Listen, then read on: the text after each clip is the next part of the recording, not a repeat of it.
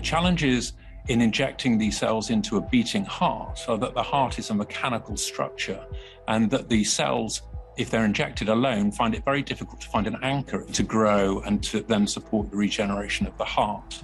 The therapeutics that we're discussing today are stem cell technologies, which are almost science fiction, but becoming reality today. So this hydrogel is an exciting potential mechanism that we could use to really harness the regenerative capacity of stem cells.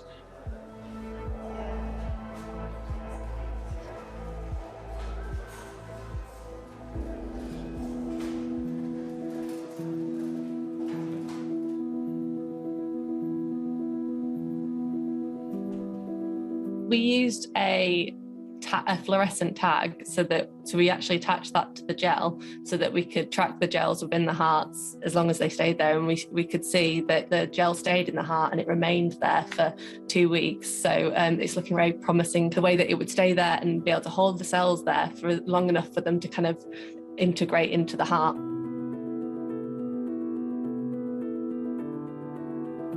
More work will be required in animal systems to demonstrate that injection of stem cells in this hydrogel matrix actually improve outcomes following a heart attack.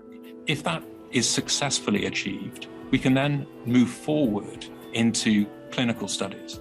But in order to get into clinical studies, we have to ensure that the hydrogel itself is compatible with the human body, that the stem cells are produced in a way that is safe and reproducible as a therapeutic. So it will be a matter of years before this technology can get through into the clinic.